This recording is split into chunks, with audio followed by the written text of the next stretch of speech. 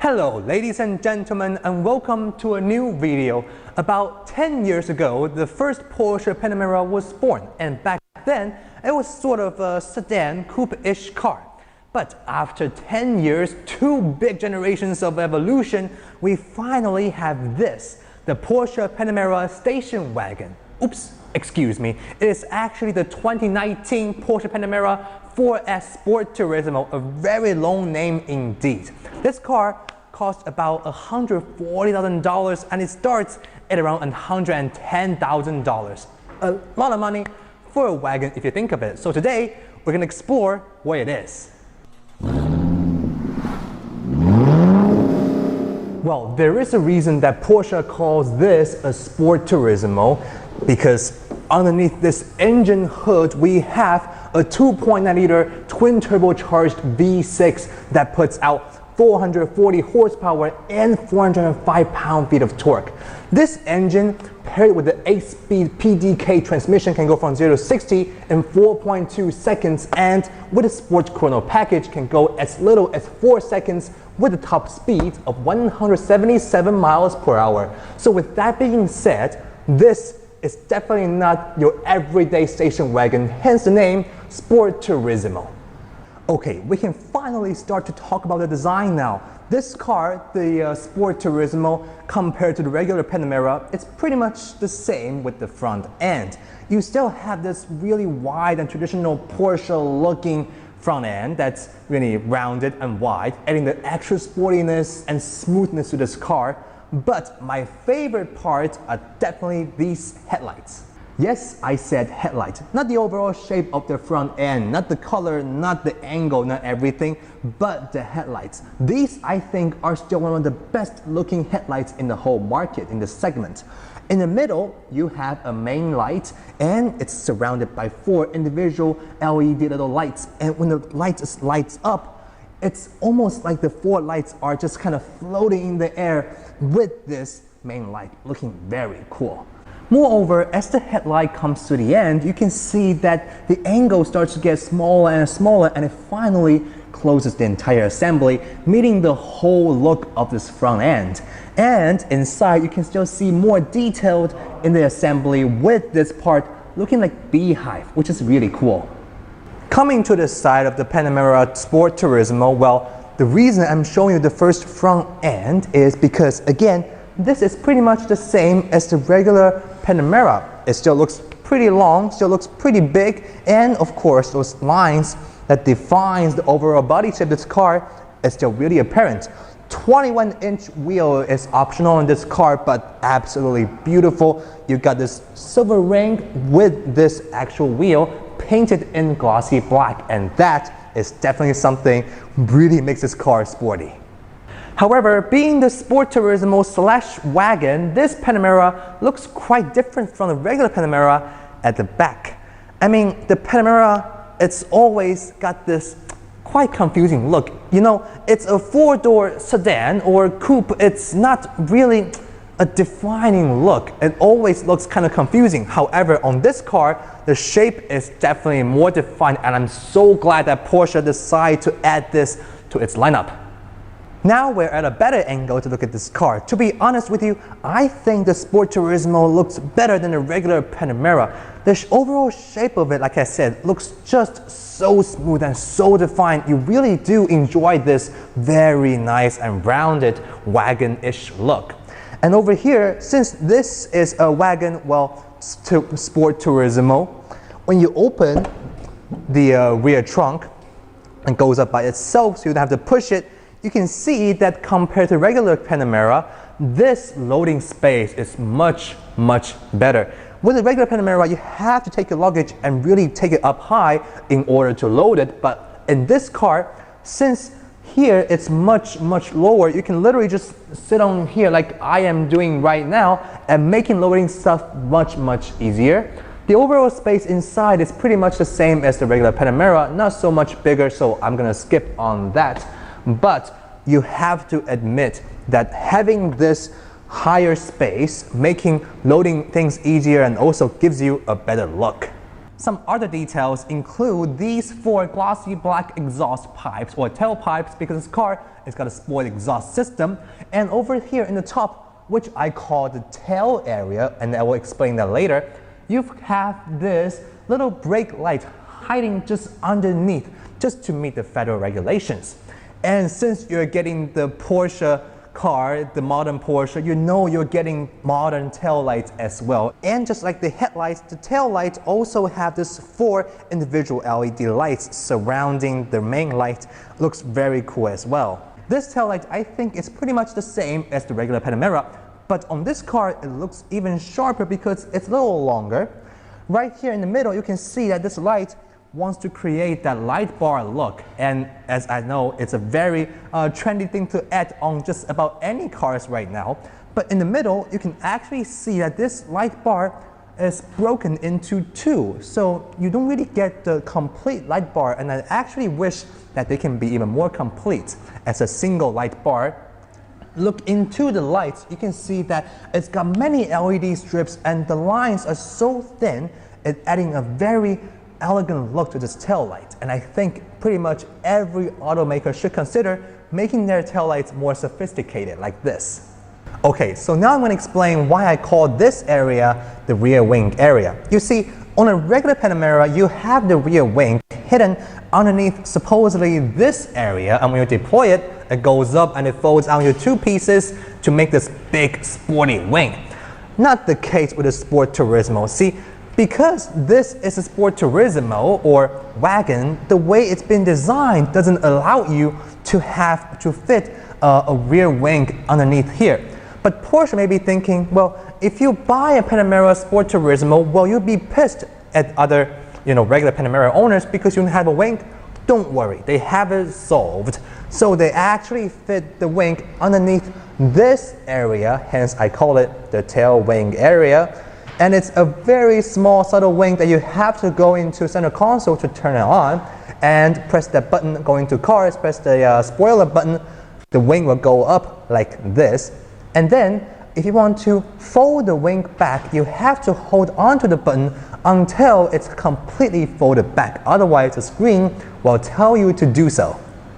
Now let's move on to the interior of this car. But the first impression I have to tell you is that the overall feel of this interior is so quality. Every material is high quality and it's so nicely made. Keep in mind that this car cost over $130,000, and being a 6-figure car, I think this interior definitely worth every dime and penny.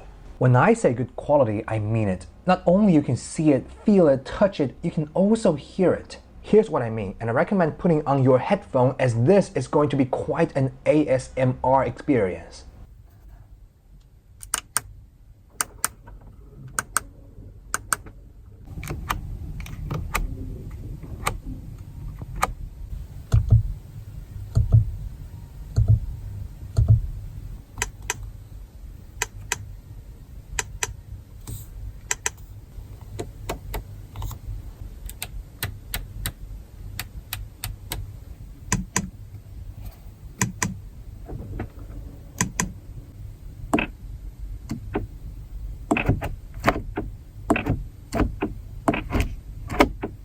Next up, the steering wheel in the Panamera is toward the skinnier side but remains about right. The diameter is about perfect between your hands, and the 2 thumb cutout areas add more comfort to the touch. Beyond that, you get Porsche's iconic 5-gauge instrument cluster, which is built with a mechanical tachometer in the middle and 2 7-inch displays on both sides. The right screen can switch between tire pressure, real-time G-force, lap timer, and my favorite, a giant map showing exactly where you are. The left screen displays the current temperature, and one of the gauges can switch between speed limit, mileage, and the assistance system. When you shut this car down, you can see this very Panamera being shown the gauge, reminding you what you just drove.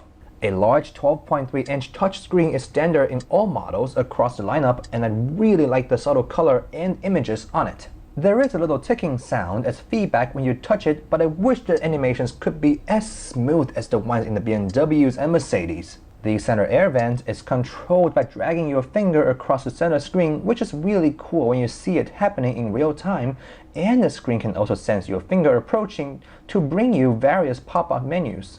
The whole center console, when the car is off, is completely blacked out, looking extremely smooth and clean. But the moment you switch this car on, everything comes to life. As I showed you earlier, the controls give you the haptic feedback when you press them, which feels really crispy and nice. But the drawback is that since now you will be touching this panel much more often, and because this is a shiny glossy panel, it is hard to avoid turning it into a fingerprint magnet. Since this is a Panamera, it comes with a panoramic sunroof. At last, the car is equipped with the Sport Chrono package, and this little second-hand only clock explains all. Moving on to the back seat, as you can see, I'm about 5'11" and I sit pretty comfortable in the back. The really funny thing is, usually in a car like this are the front seats that are pretty sporty and with the bolster and things, but in this car, the back seats also gives you that front seat like sport car seat feeling. And I'm sitting right here, my legroom is pretty okay, and like a regular Panamera, you still have a pretty big, center area with individual AC control units. So that kind of limits a little bit of legroom.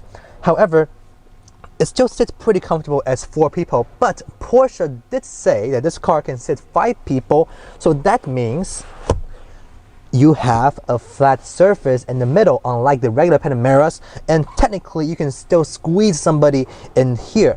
But I think that wouldn't be really comfortable, as you can see that this area is completely taken by this giant console. And if you're the person who's sitting in the middle, not only you have to squeeze your feet on both sides of this area, you also don't really have a comfortable sitting, as this place, it's much taller and doesn't give you any support. So I still think this car sits the best when there are only 4 people. Before we start, how does it sound?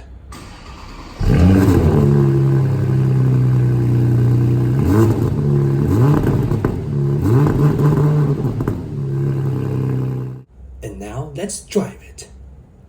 Alright, driving the Panamera Sport Turismo. Right away, sitting in the driving position, this is what Porsche does really well. It's the very driver-focused, position.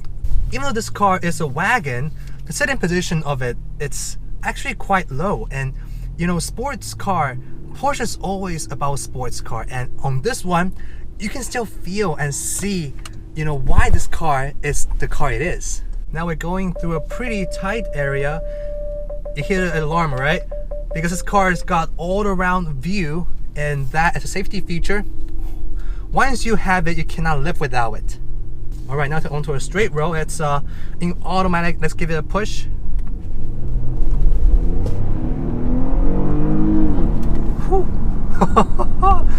Oh wow, this is amazing. Yes, as you can see, the PDK transmission really works, really shines when this car is trying to get that power out there.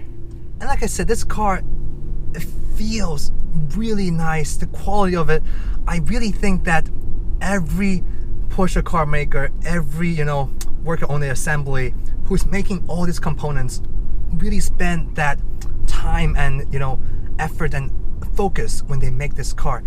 Sitting inside, you can feel that this car is well made, and that to me, at this price point, you better have that kind of quality, because if you don't, this car is still a very expensive car. Give it a nice corner. Wow. See, that's what Porsche does really well. I mean, yes, I've driven the sports car Porsches, but Panamera first time, and I'm surprised that it carries that very nice Porsche feel. I read some reviews online saying that this car is big and heavy and kind of the handling isn't really up to the Porsche standard, but I think Porsche did their best. What can you do with this kind of car, with this kind of adjustments and control and the handling? Porsche really is putting effort in this car, and you have to give them credit.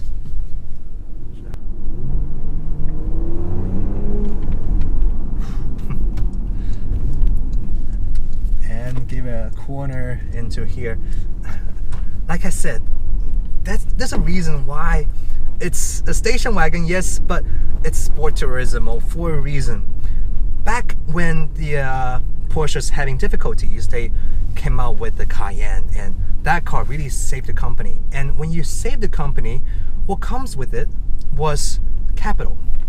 And with capital, you can finally explore new areas and make new cars. And I can safely tell you that you can see that Porsche, it's not spending the money just useless and making some useless car. They really put the effort into making Panamera a sporty and comfortable luxury car.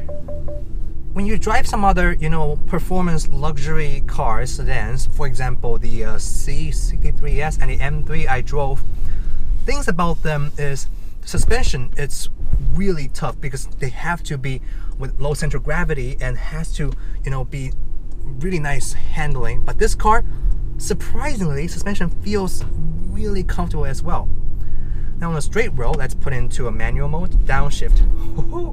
PDK is just so quick and so fast. First gear, oh, you hear the engine. Let's do this.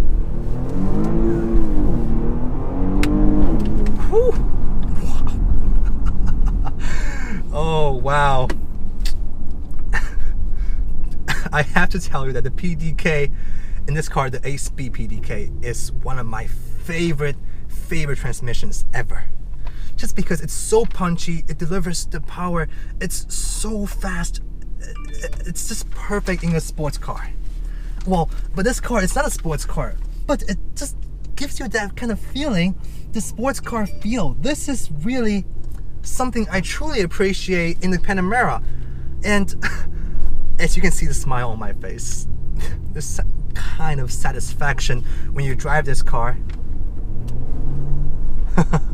You give that push, it just kind of brings you. Yes, this car is heavy, it's big, and I always wonder how can big cars have that kind of amount of power while be sports car like. And I can assure you right now that the Panamera is that kind of car. So there you have it, ladies and gentlemen, the 2019 Porsche Panamera 4S Sport Turismo. Yes, a very long name still, but although we call this car a station wagon just for fun, and yes, it looks and serves the function of pretty much a station wagon, but once you step inside, push the gas pedal and give it a few corners, you will know why Porsche insists on calling this car a Sport Turismo. It is fun, exciting, comfortable, and offers much more than just the look. Usually in my car videos, I tend not to use the word perfect too often and throw it here and there as if it has no meaning. But with this car, I think I have to use the word perfect again. It's got the really Porsche, performance, the really exciting driving performance and experience while offering the wagon practicality. I really can't think of any of the cars that can offer the same or even better than this one. Hence, I use the word perfect again. So now, its competitors such as the Mercedes-AMG E63 Wagon and the Audi R6 Avant will have to prove themselves now. I hope you liked today's video. If you do, please give me a like, comment, and share with your friends, and hit that subscribe button. Thank you so much for watching, and I'll be seeing you in the next video.